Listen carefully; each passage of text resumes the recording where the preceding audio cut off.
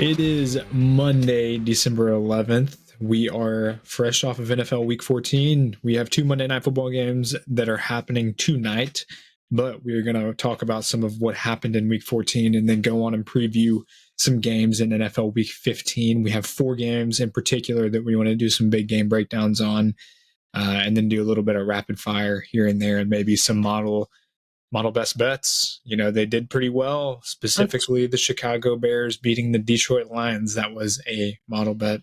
And the Cowboys beating the shit out of the Eagles. That was a model best bet as well. Let's start from the top there. Most recent game from last night. Cowboys asserted their dominance. We were both on the Cowboys, not only winning, but covering easily. Projections were on the Cowboys winning and covering easily.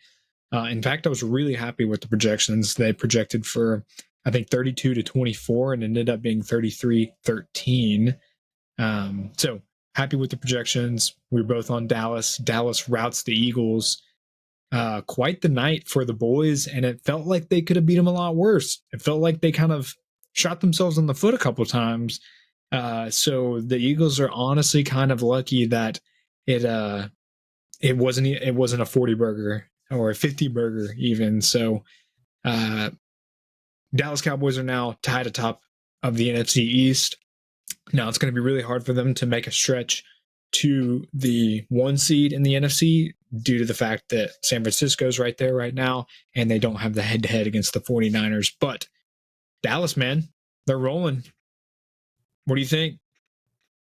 They are rolling, and whenever they're at home, they're going to win. I know that. Yeah, man, I knew that we both were on that game, and I mean, it's going to be a crazy playoff because of those three teams being up there and going to have to match up in the divisional round. So, I mean, I don't have anything bad to say about the Cowboys at all. I really don't. I know. I kind of sucks that we were down on them at the beginning of the year just due to Mike McCarthy and his coaching history, but we've capitulated. We've already made a public apology. So, you know, we were wrong about the Cowboys. That's one of the few times that we are wrong. We're willing to admit it, but here we are. Cowboys are rolling. Happy for them. I cannot lie. There's been multiple times where I've been in my living room where I just belt, "Here we go."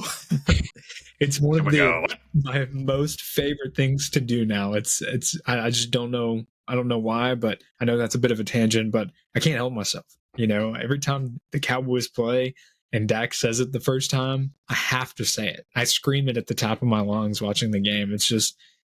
I need to, but anyway, it's all in good fun. Next, Lions, man, biggest surprise of the week. They dropped that game and it was ugly. You know, we joke about the Jared Goff being on the road and outdoors nonetheless, and it just continues to hold true. The stereotype continues to hold true.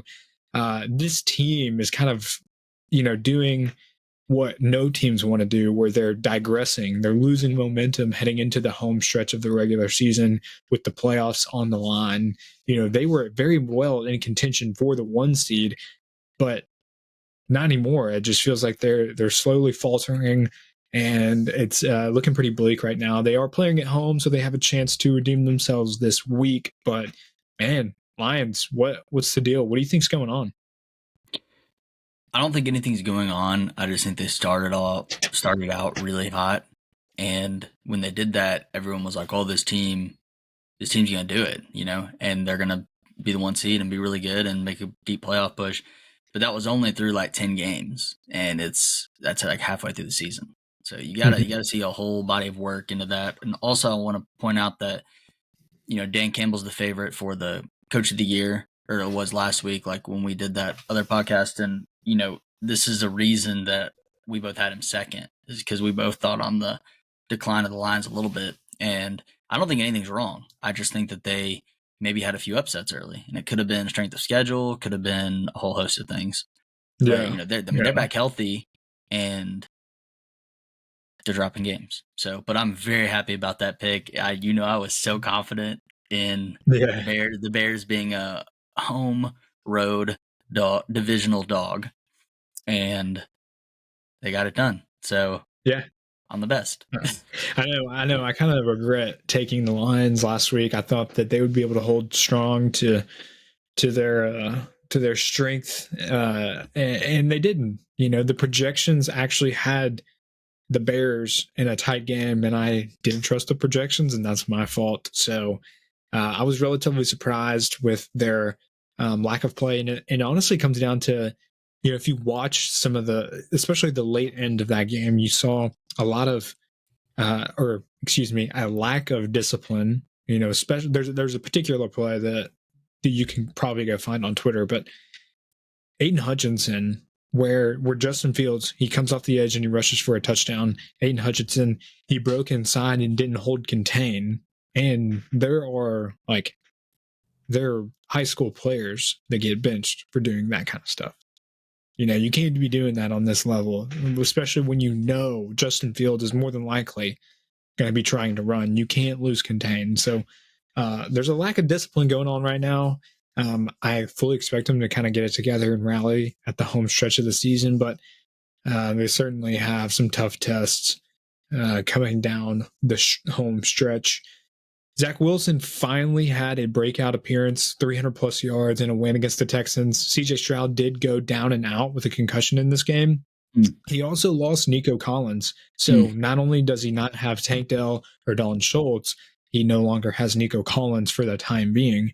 I expect Nico to be back relatively soon. It's a minor calf injury, but still, he didn't play in the game against the Jets, and he could be out for a few weeks. So shout out Zach Wilson. That was big time for him. I felt like he needed that win, both personally and, obviously for the Jets. So that was a big one. Saints ink out a win against the Panthers. Nothing really crazy there. That was just an ugly game all around. Poor Bryce Young.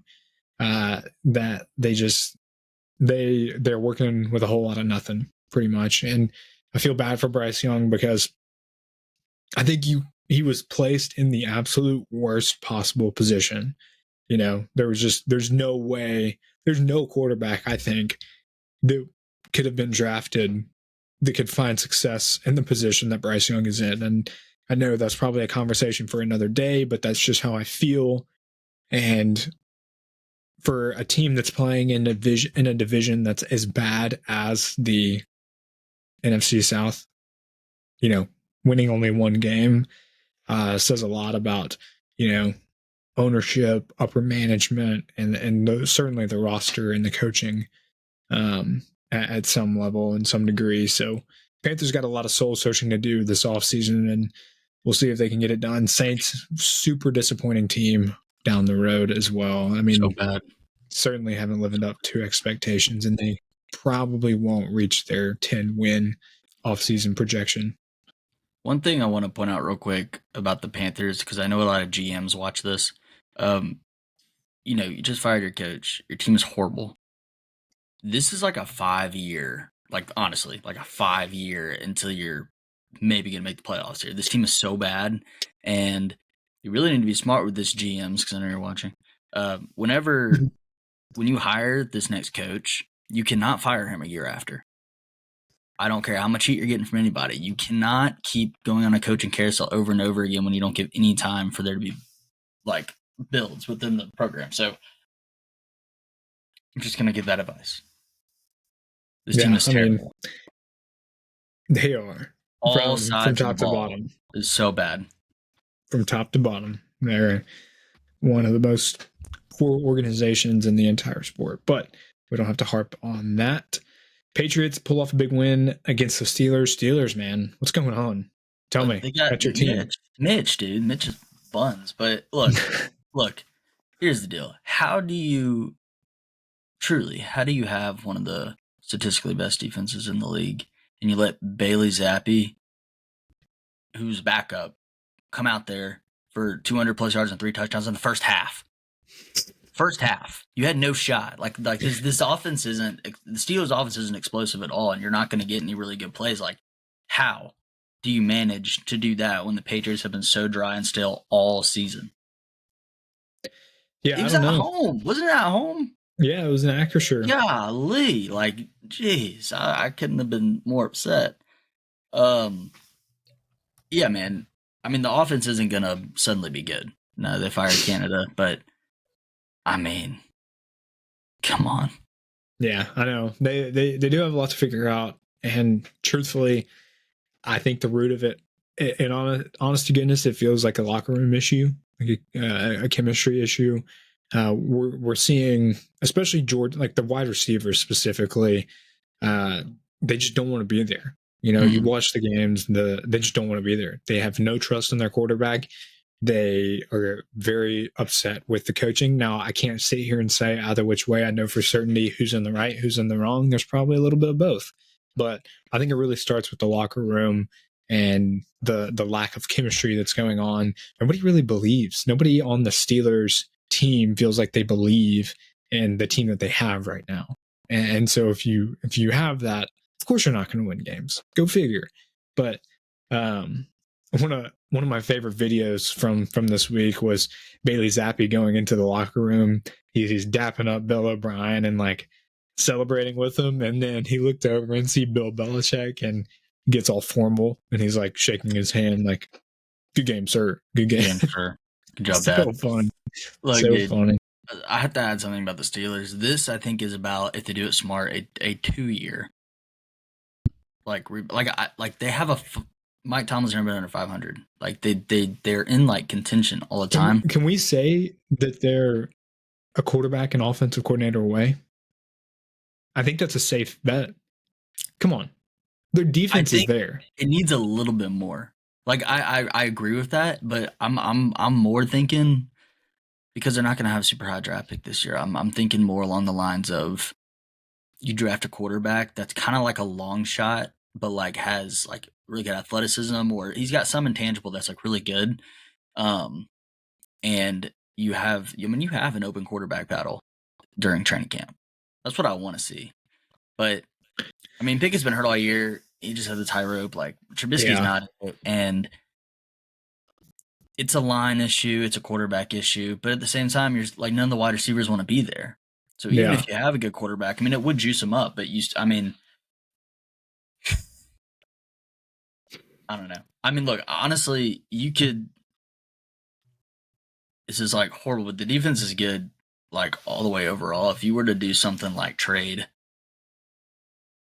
Watt and get a bunch of picks or something like that, like I don't want any other players. Give me picks. I would rather prospects, and you get them in there for that. Like if you get like 2 first-round picks this year, TJ. See, like, I don't know. I think if I was the Steelers, I like the roster I have. I'm selling out for a quarterback, and then going out there and hiring a well-known, proven offensive coordinator. Because I feel like they're really that close. If you look, all things considered, comparatively to the rest of the league, they have the pieces. Yeah. And you're seeing teams get it done with subpar defenses. The Steelers, if they had the offensive support that would keep this defense off the field for the majority of the game, they would be a solid defense. More than solid. I've got one. I've got something. And I know we're really high on him at the beginning of the year and really low on him right now. But, I mean, come on, man. All your wide receivers injured, your quarterback's injured, the head coach, the running back's injured, head coach just got fired. Give me some Chargers tanking the rest of the season and hire Kellen Moore to the Steelers. It could be fun. That'd be so fire. That'd be so fun. Cool. That'd be awesome. Or, Frank Reich is proven as an offensive play caller. Oh, yeah. He's just not it as a head coach. Yeah. You know, we've seen that before. That. Mm-hmm. So pull in Frank Reich, the QB whisperer. And if you don't know his track record, go look at his track record when he was on the Super Bowl winning Eagles team. Doug Peterson will tell you he was the mastermind behind a lot of that. But bring him in. And then I've seen some rumors, Justin Fields to the Steelers. Oh, potentially. Dude, butter me up and spank me, please. That would be huge. You know, from what you were saying about offensive play call and quarterback, I think that changes everything if Fields is there. I would say that. I mean, if it's seemingly more likely that the Bears are going to actually move on from Justin Fields. I can't say that with any confidence, but if they have the number 1 pick, which they have traded picks with the Panthers, and the Panthers are pretty much high and dry going to be the worst team in the league. So by proxy and trade, Bears are getting that number 1 pick. They get Caleb Williams. They sell off Fields for more picks to build around Caleb Williams. Steelers can get him. Next thing you know, you're contenders. If Fields continues to improve as a quarterback, but yeah, except Caleb Williams. Caleb Williams is the wrong pick, but I like it. Yeah, I know you want Drake May, but I want Drake May. Yeah, so it'll be fun. It'll be fun. So speaking of, I don't even know speaking of what, but moving on to the biggest storyline of Week 14, Kadarious Toney and his toe. What? My toe. What chaos to unpack. Now, I'm sure everybody's been engulfed in it, whether it's whatever, NFL media they keep tabs with, Twitter, social media. You've seen it all.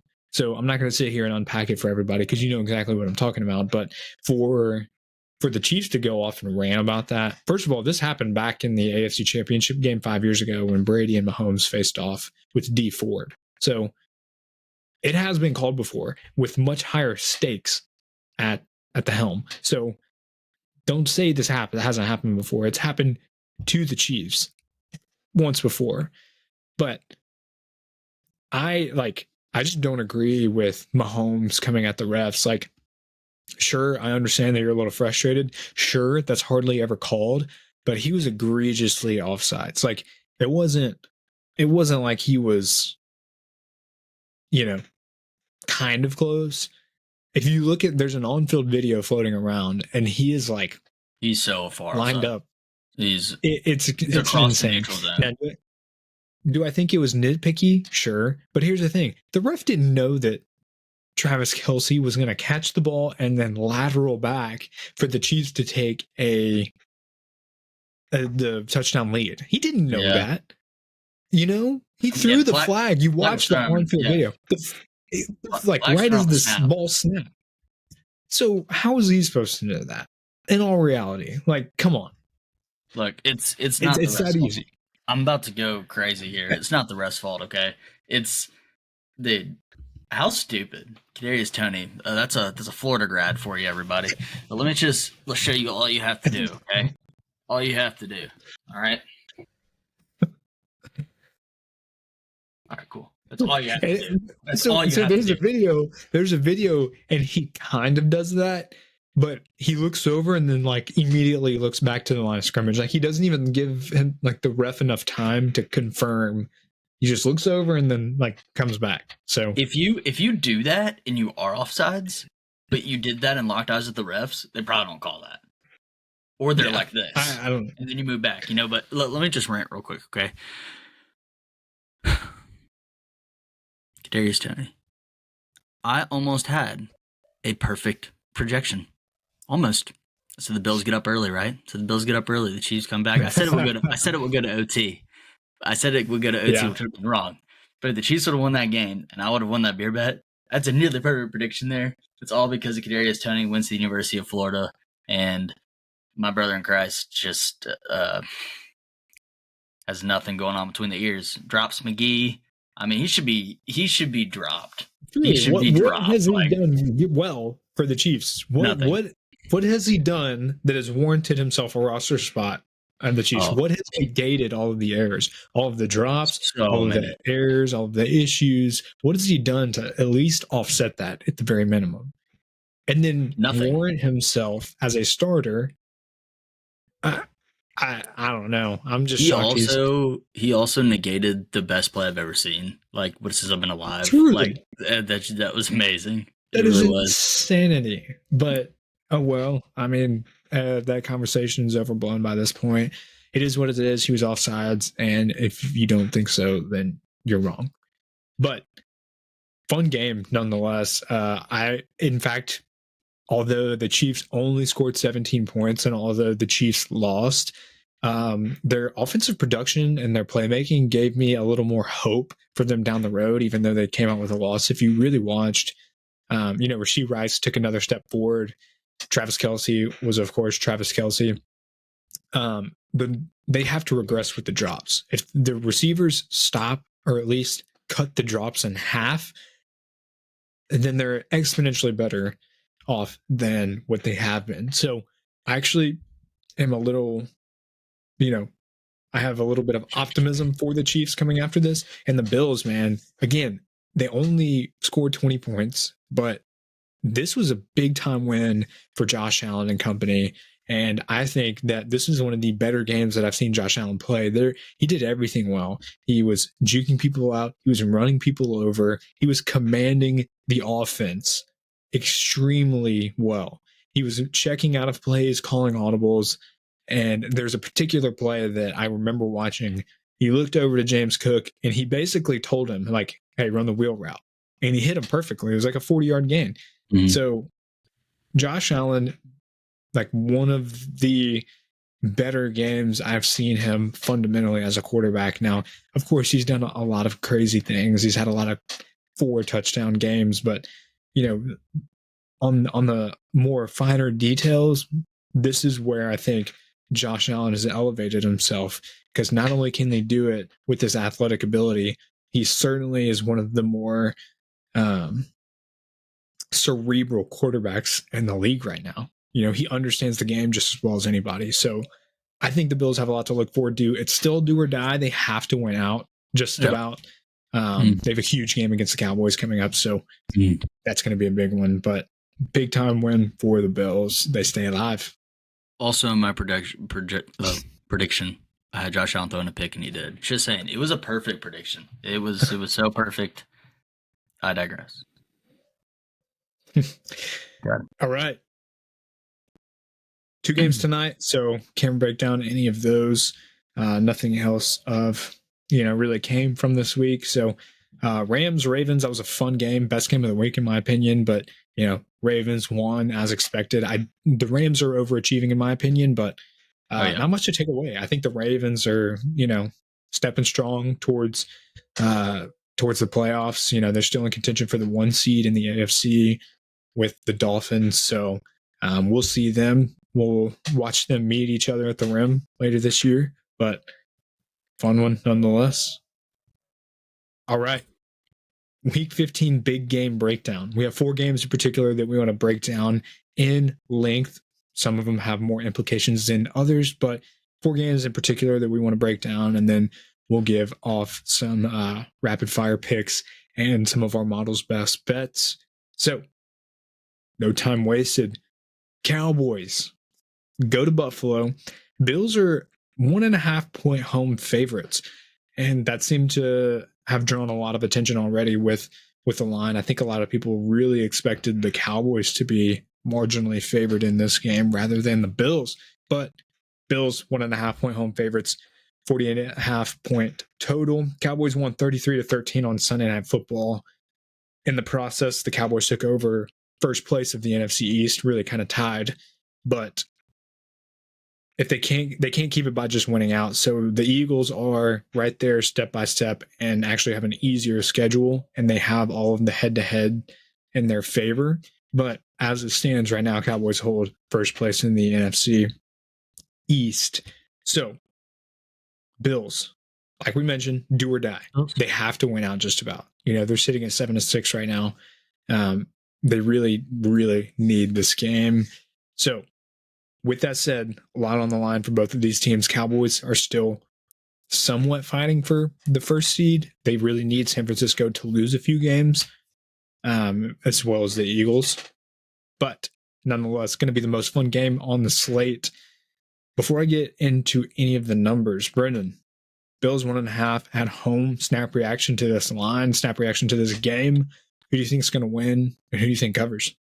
So per Action Network, I've got 2.5 here, which is okay. So it's already moved. Moved.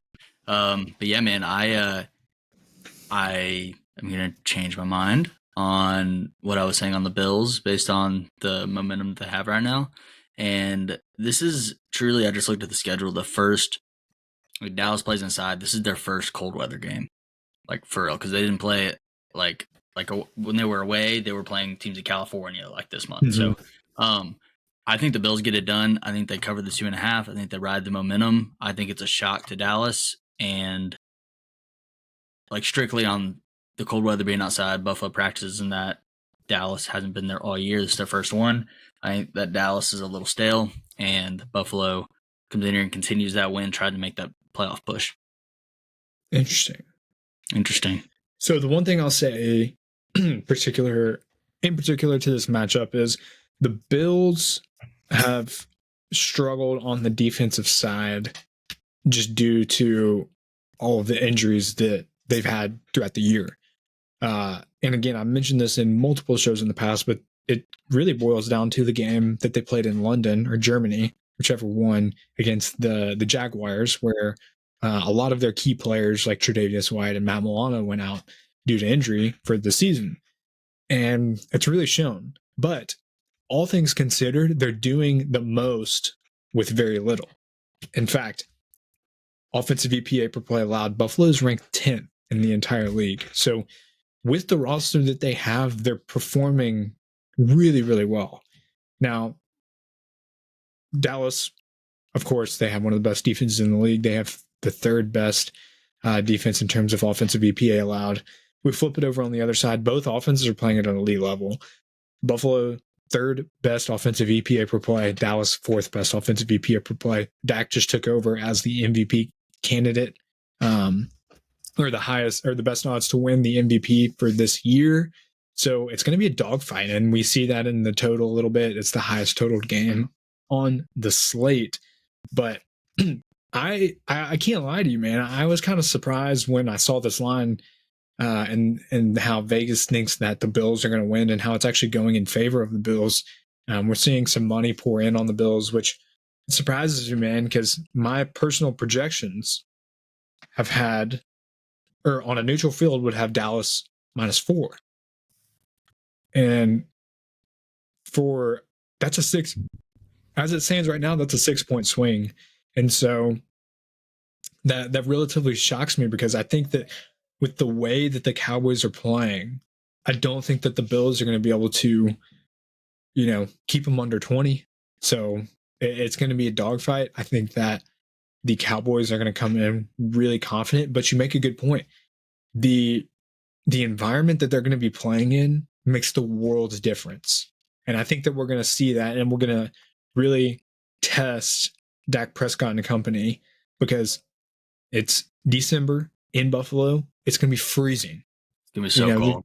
The conditions are going to be miserable. Horrible. So I as much as I want to take the Cowboys, that's one of the things that's really holding me back. But on paper, the Cowboys are the better team, straight up. And my projections show that on a neutral field, they would favor the Cowboys by nearly 4.5 points. So I think that Buffalo's defense is overachieving in comparison with the circumstances that they've had.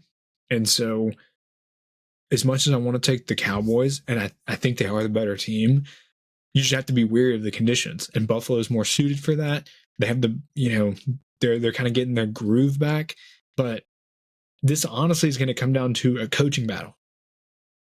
And it brings up the intriguing point. Who do you think is going to outduel the other coach? You think it's Sean McDermott? You think Mike McCarthy? And it's just really boils down to who do you think is better with X's and O's? If you had to take one, Sean McDermott's defensive mind or Mike McCarthy's offensive mind? I just think that it's a perfect scenario for Vegas to make a lot of money, honestly, because how did the Cowboys win recently? Airing the ball out.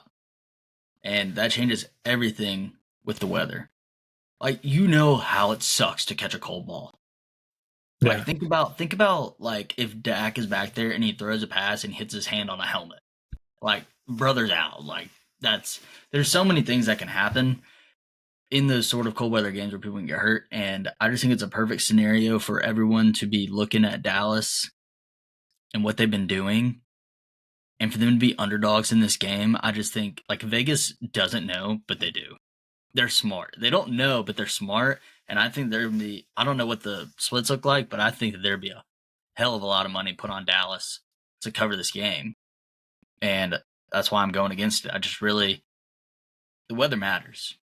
It does matter. And the Bills are really hot and they have their backs against the wall. And I think that they're going to be able to get it done. Numbers aside. That's a good point, because there is no team that is more bet on than the Dallas Cowboys. Hands down. It's crazy. So America's team. I know. I really do want to take the Cowboys here. I think they are the better team, and I think it, given the circumstances, I think that they would win, hands down. But it's going to be tough. It's going to be a tough challenge. It's going to be a tough road, tough environment nonetheless. Playing at the Bills Stadium, even in good weather conditions, is hard because of the atmosphere. Bills Mafia shows out more better than anybody, it feels like. So, but it's going to be a dogfight. Truthfully, I think this game plays under. I don't think there's 48 points scored. Oh, I could see that for sure.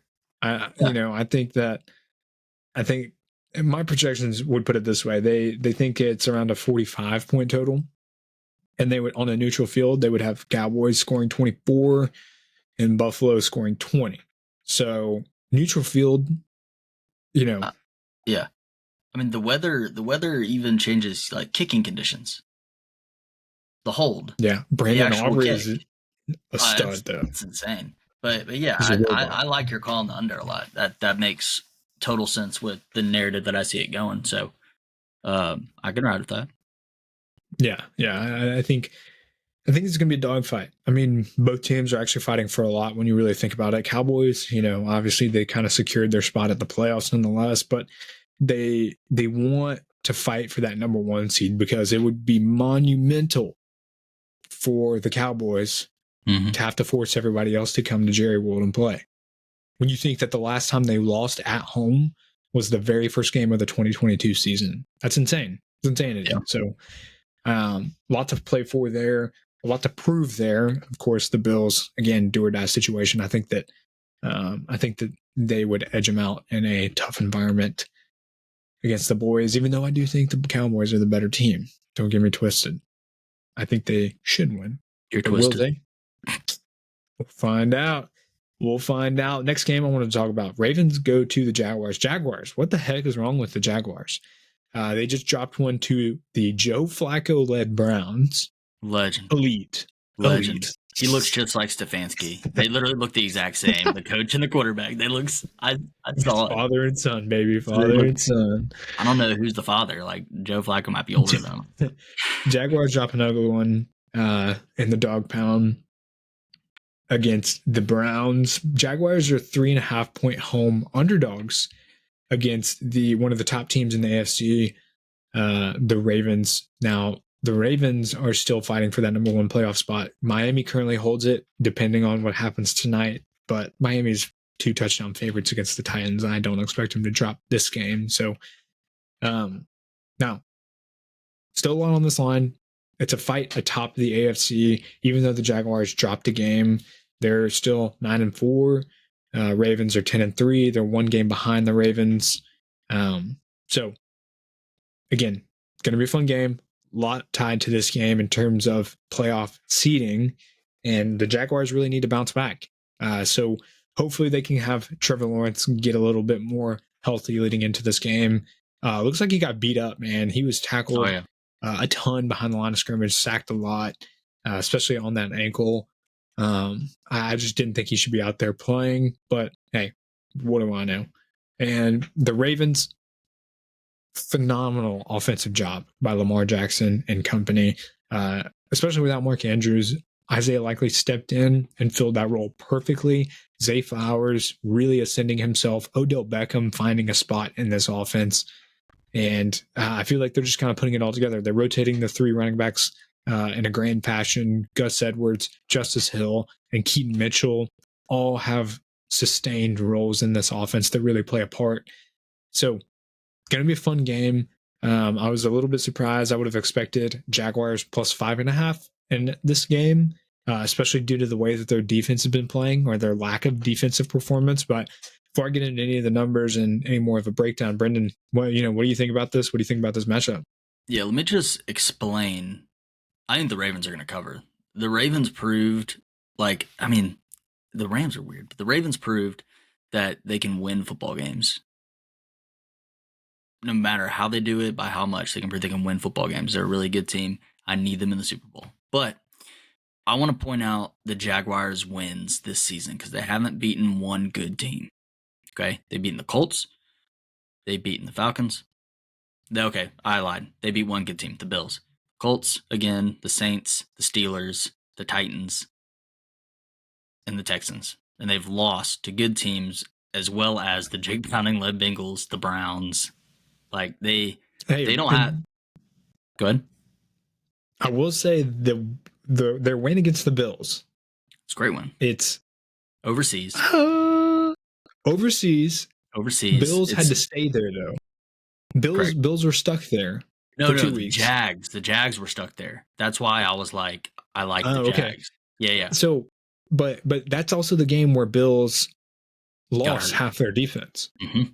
Yeah. Matt Milano, tore his Achilles, and so that even furthers my argument because okay. I don't think the Jaguars have beaten any good teams this year. Okay. So that's why I'm heavy on the Ravens here. The Super Bowl logo colors or whatever, like the Ravens and the 49ers colors or whatever, and that's what it's predicted like 4 years in a row. So, but I think the Ravens take care of business here. T-Law is banged up. The defense isn't playing good, and the Ravens are still hot and they're rolling. And they got Zay Flowers more involved. And honestly, I'm really impressed how well Lamar is spreading the ball out. Like without Andrews, like everybody's eating. So it's a very Monken's got a good system going there, and they've been playing very well. And I think the Ravens stay hot here. I think he should be very well in MVP consideration if he continues to have games like he does down the stretch. But everybody will disagree with me and say he's garbage, but they don't know ball. Looking at the game, 88% of the bets are on Ravens -3.5. 92% of the handle is on Ravens -3.5. Heavy favorites in terms of public betting splits on the Baltimore Ravens, kind of as expected. I think this line pushed up a little bit too. It opened so NFL lines are hard to track because they open up multiple weeks ahead. In fact, I think DraftKings is one of the few sports books. They open up lines for every single week, like at the beginning of the season. So when you see opening lines, they don't tell the whole story, but Ravens opened up at +1 a few weeks ago. Now they've gone all the way to 3.5. So I can definitely see why the public has hammered down that line. And when you look at so obviously if you watch the show, one of my favorite things to look at is the EPA margin battle on both sides of the football. Baltimore clears it by a lot. They're 6th overall in offensive EPA per play, 2nd overall in offensive EPA per play allowed. And that's including this past game with the Rams. Jacksonville, 22nd overall in offensive EPA per play, 15th overall in offensive EPA per play allowed. So there's a big difference. There's a lot of discrepancy. And I think it should be noted. And Jacksonville secondary, man, they're playing horrible. The saving grace is Josh Allen. He's having truly a defensive player of the year type of year. He's really wreaking havoc down in the backfield, but their secondary, man, they're struggling. We just saw Joe Flacco light their ass up. And so there's an issue when the Dusty Browns offense comes in there and hangs near 30. So there's a lot of stuff to answer for. There's a lot of stuff that this Jacksonville defense needs to answer for. With that being said, the projections like the Jaguars to win outright by a single point. That's horrible. Scarlett, come on, buddy. Girl. I know. Come on, girl. Stop that. So I'm not sure what's going on there. Again, it's not by a lot. It's seriously just by a single point. But if I had to take a stab at it, actually, I don't even know. I don't even know. Looking. You know. I don't. Yeah, you do. I don't. I will, but here's the thing. Disclaimer, my projections don't take into injuries, weather, or vibes. So take that into vibes. I'm big on vibes. I'm the vibe guy. I know. They're important. That's the thing. Is like, as much as that I want to be analytically driven, vibes play a role. You can't quantify vibes straight up. So I want to throw that out there. So that's what's going on. It's there's a thing in the model that takes in like a rolling power rating, almost what you would call it, and I think that there's some bias towards the Jaguars due to their power rating that they started off with this year, and I don't think that they're the same team at the beginning of this year that they are this year, especially with Trevor Lawrence's banged up ankle. Christian Kirk is out for the rest of the regular season. Nutsack injury. Yeah. Exploded nutsack. Exploded nuts. So Christian Kirk is on IR due to exploded nutsack. And it just, it seems like some of their receiving core. Zay Jones sucks. Straight up. He's garbage. He's so bad. But Evan Ingram, baller. Ridley, I don't know what's going on with him. It seems like he's on or off. The chemistry between him and Lawrence is like hit or miss. But I think that's where some of the like model discrepancy is and what it doesn't account for and what's more baked into this Vegas line. Because obviously you have professionals that are pricing this, but I could see the Jaguars have the coaching ability and they have the roster to be able to compete with this Ravens team, especially at home. But the thing is I think the Ravens are playing way too well right now. They're one of the healthier teams in the league outside of Mark Andrews being hurt. And it's going to be great weather in Jacksonville, Florida, from what it looks like. And now that could change because it's Florida. But I think barring any, outside conditions, I see no reason why the Ravens don't come in here, run the ball, and command the entire game. I think it's a little too easy, and I hate this because this is exactly what I did with the Lions-Bears game. The projections had Chicago winning, but I said, don't overthink it. The Lions should be able to handle this team easily, and I was wrong. I was straight up wrong, and that's the approach that I'm taking here. Don't overthink it. Ravens are the better team, better roster, and better offense right now. And there's no reason that they should not go in there and just beat the shit out of the Jacks. But what do I know? Projections apparently know more than I do. Can I give you a weather report, a vibe report? Sure. Last week, here's the weather report. Cloudy with a chance of bad vibes for the Lions last week, and pretty good vibes for the Bears. Not that bad. Great vibes, like sunny, 75, light breeze, vibes for the Ravens. And we've got like it's about a tornado vibe for maybe not that dramatic. Light rain, probably. Yeah, it's a little bit dramatic. Chance of thunderstorms later for the Jags. That's the weather report. The weather report has Ravens -3.5. I like it. Okay.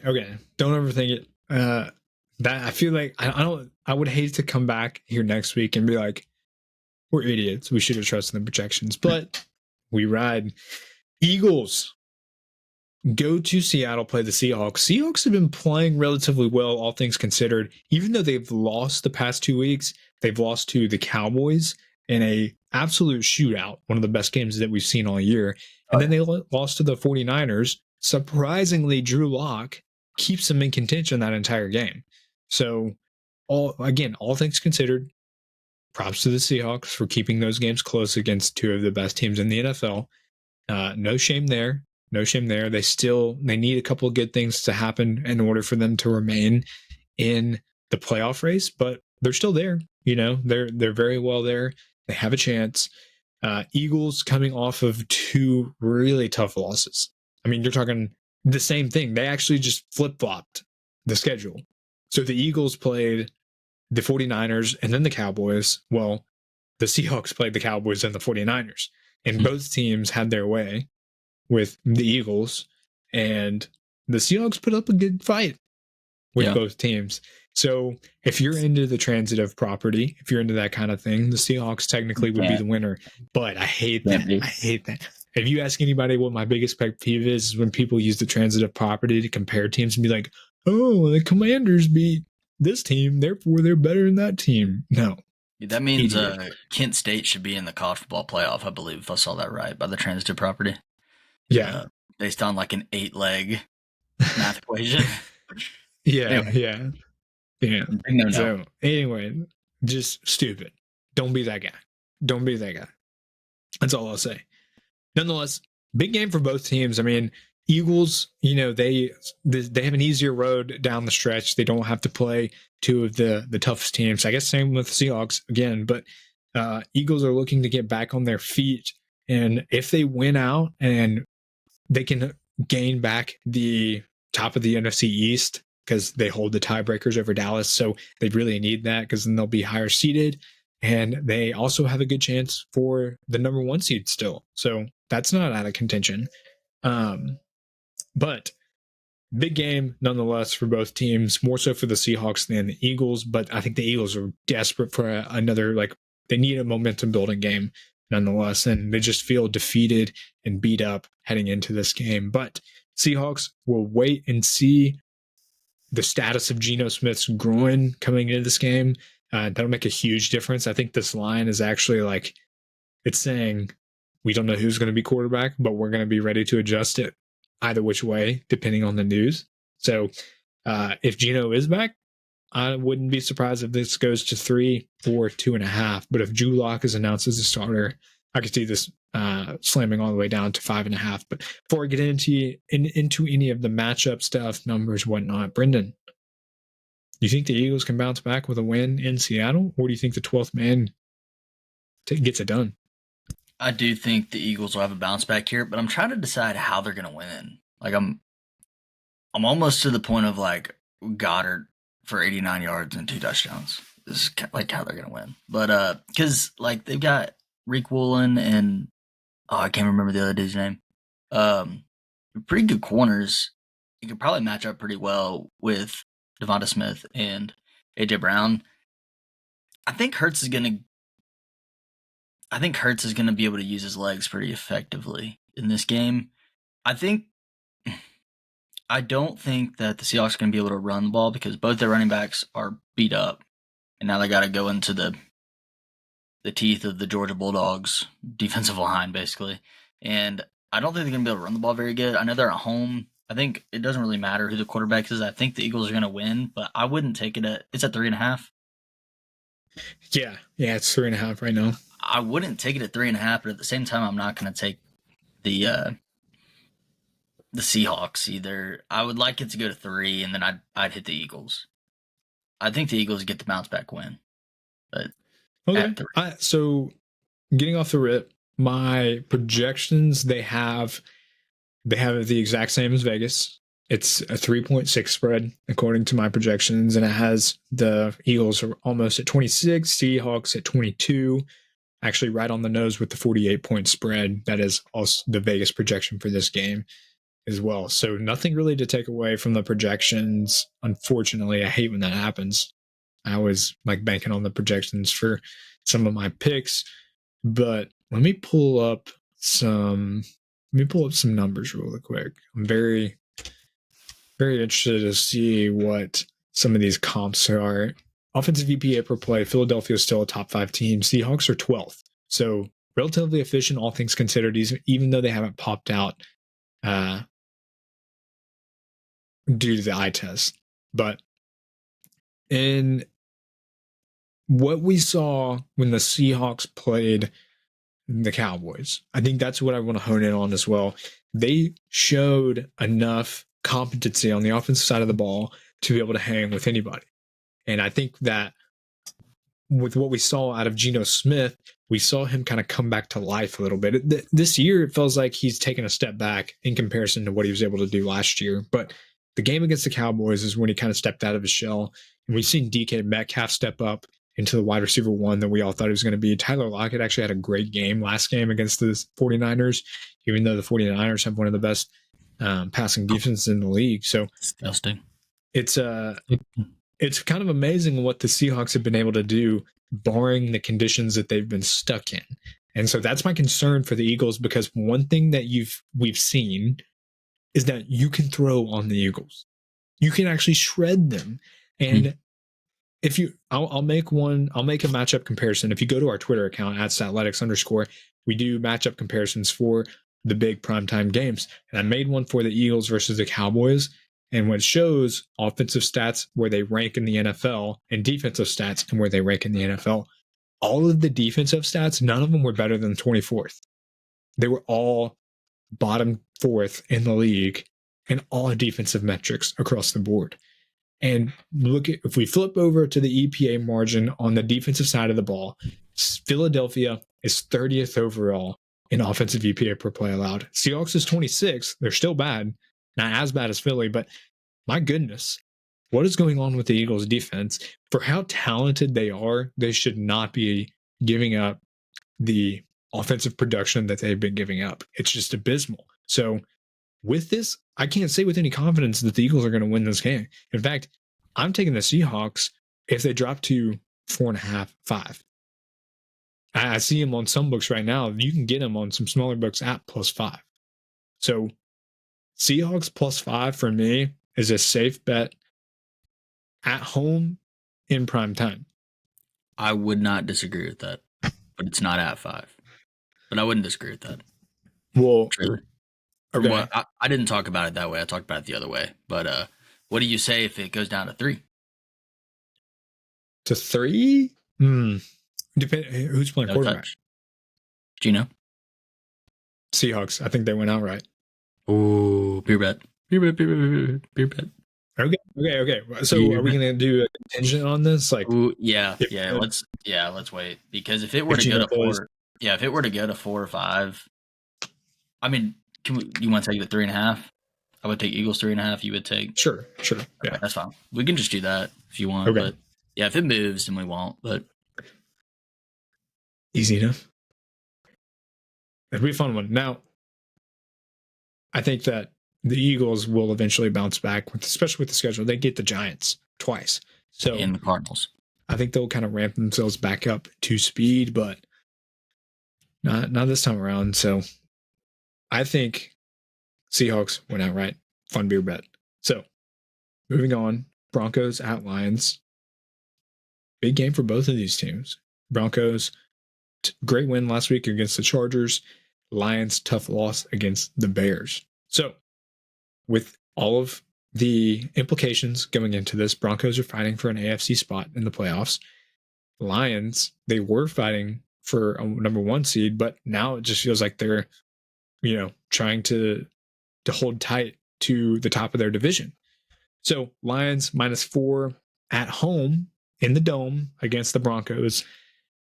We know it's kind of a joke, but in reality, it's not.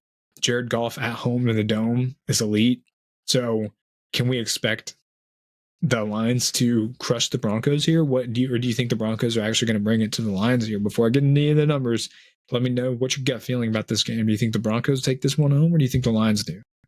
This one was tough because of my upward trajectory vibe check on the Broncos, but I'm going to have to go with the Lions at home. They're not in contention to not make the playoffs, but let me look at this here. They're only 2 games up on Minnesota. I think the Lions get done here. And I think they cover, was it 4? Yep. I think it'll be scary for a while, but I think they'll get it in the end. I think they'll end up covering that and then keeping it in the 4th quarter. Yeah, a little scary. I actually think that the Lions, they cover pretty handily in this game. My projections have Lions -6 instead of Lions -4. So trusting Scarlett on this one, I think she's going to do me right here. Lions at home in the Dome, that's one thing, and I'm not basing my pick off of that, but it certainly helps. Now, flip it on the other side. Detroit still has a really, really high octane offense in certain spots. And I think this is one of those spots where they can really attack. Detroit, 8th overall in the NFL in offensive EPA per play. Detroit's only 20th. There's some. So Russell Wilson right now has one of the highest touchdown per pass attempt rate in the entire league. And I think he's due to some regression. I don't think he can keep up the production that he's doing, especially with the lack of offensive volume that they're really generating. I think they're going to have to keep up with the Lions in this game, just due to the fact that I think that the Lions will be able to score and score often. And I don't know if the Broncos would be able to do that, especially at the pace that they play. And on the flip side, looking at the defense, I know that Denver has played better defensive as of late. Let's look at the EPA margin. Offensive EPA per play allowed, Denver 24th in the league, Detroit 17th. Now, Detroit has declined as of late. Broncos, they have increased or done better over time, but they still are stuck at 24. So that tells you where they were at before and where they are at now. They're still a bottom third team in the league in offensive EPA per play allowed. They are the worst team in rushing yards allowed, dead last in rushing yards allowed. I think Jahmyr Gibbs and David Montgomery are going to have a field day against this Broncos team.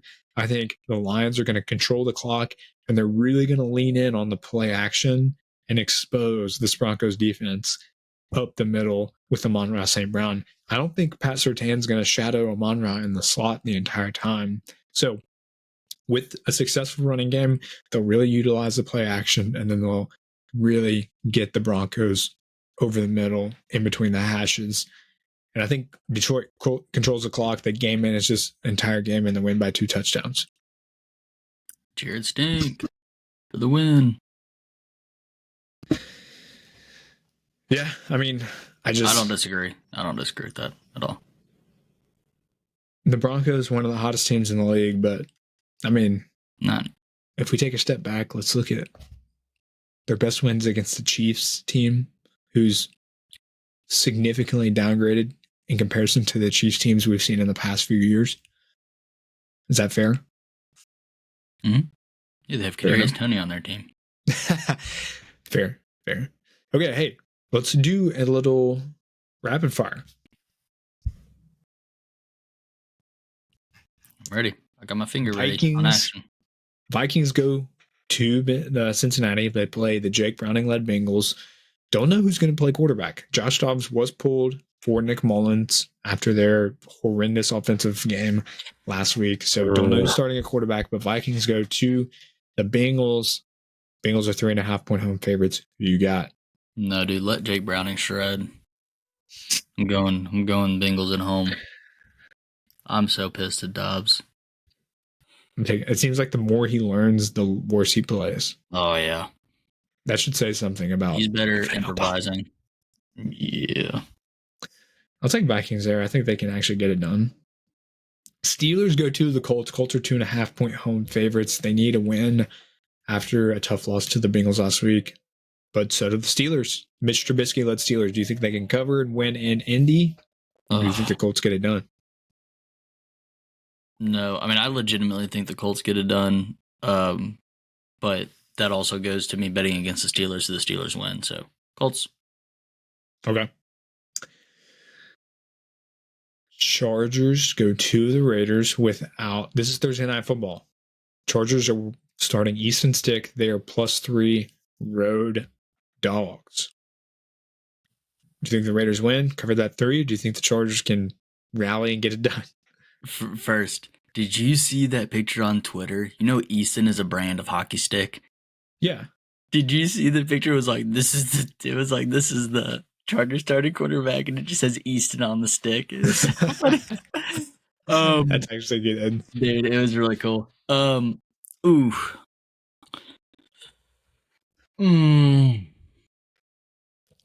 gotta go Raiders here. I got it too. Projections like the Raiders. I got to. Okay, Bears, Browns. Browns at home in the dog pound, 3-point home favorites.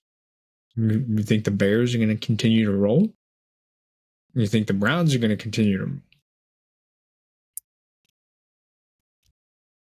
Browns. Okay. Projections like the Bears this week. I'm going to rock with the Bears. I think they can keep it going, baby. Okay. Falcons go to the Panthers. This is a divisional game that really the Falcons need, even though the Panthers suck. Falcons are -3 on the road playing against the Panthers. Embarrassing spread if you're a Falcons fan. Falcons -3 on the road against the Panthers, or do you think the Panthers can actually pull out a miracle? I'm sorry. I'm mostly doing this just to mess with you, but is that a divisional home road dog I spy? It is. And you know what's crazy? Scarlett has this as a pick even. Oh, I'm going Panthers. I'm riding my team, the Falcons. I am a Falcons fan, unfortunately, but I would not be surprised if the Falcons do the most Falcons thing ever and drop this game. So, whatever. Dolphins, 10.5-point home favorites against the Jets. I'm taking the Jets in this. I don't know about you. We haven't seen them play the Titans. I don't really think that'll be a good data point anyway. No. Yeah, that's a huge spread. Jets? Jets. The Dolphins have huge spreads all the time. The Jets beat they beat the Eagles and they beat the Bills in the first week of the season with Zach Wilson. Yeah. So I got Jets here. The MILF. All right. Okay. Well, I heard it. Okay. So I'm moving on. I'm skipping a few games because I actually want to save some best bets for this. But the last one I wanted to bring up: Chiefs go to Gillette and play the Patriots. Patriots are 9.5-point home underdogs. Do you think that they can keep it close? I think that's too big of a spread for a Patriots team at home, even though they're garbage. Yeah. I haven't seen. You think they cover? I mean, yeah. I don't know. Yeah. My projections have this as 7. They have it at a 7-point game. I mean, I kind of think that a 7.2. I mean, Mahomes is the biggest baby back biatch there's ever been. That's crazy. That's crazy. I don't know. I mean, he's going to be mad for, I don't know, pride reasons or something. I don't know. Taylor Swift probably won't be there. I'll take New England. Okay, fair enough. All right. Moving on to model best bets. We went 3-1 last week. Notably, the best picks were the Bears and the Cowboys. Oh, the Bears. So, big pick for the model here. One of them being, they think that the Rams are going to absolutely shred Commanders at home. Ooh. And it's going to be ugly, 2 touchdowns. They have this game as a 2-touchdown win for the Rams. So, model best bet. Rams -6.5, -6 on some books if you can get it. So, with that being said, on to the next one. Packers -3, and on some books where you can get it, it's 3.5 on others right now. But projections like the Packers. So, and I kind of agree with that. I think that the Bucs are a little bit overrated. I think that their win in Atlanta doesn't really say much. I'm pissed that they even pulled that off. But Packers -3.5 in Lambeau Field in prime time. Or prime time. It's at 1, but at Lambeau, it's going to be tough. So, and then Texans +1.5 with CJ Stroud in doubt. If they do come back, or if CJ Stroud is cleared to play, if he clears concussion protocol and he's able to play, even without Tank Dell and potentially Nico Collins, he still gets Dalton Schultz back. Brevin Jordan is a beast. And Noah Brown. We'll see about the status of Noah Brown too. He went out, but all he needs is 1. And I think that this defense is actually better than the Titans. And I know that the Texans are on the road, but it's a big game, big matchup. I think DeMeco Ryans is going to have this team rolling. Projections like the Texans to win outright. So let me just point out that the Texans are going to single-handedly lose me fantasy leagues because of Tank Dell, because of Nico Collins, and then like CJ can't play. I can't talk about it. They're single-handedly going to lose me stuff. So thanks, guys. Thank you. No, you can thank the Texans offensive coordinator for running Tank Dell up the middle as a blocker. Yeah, thanks. 165-pound receiver up the middle as a blocker. Idiot. All right, hey, that wraps it up for this week's show, our NFL Week 15 show. We got a lot to talk about. We'll be back here next week to talk NFL Week 16 and recap the upcoming week ahead. We appreciate you listening, and we'll talk to you guys next.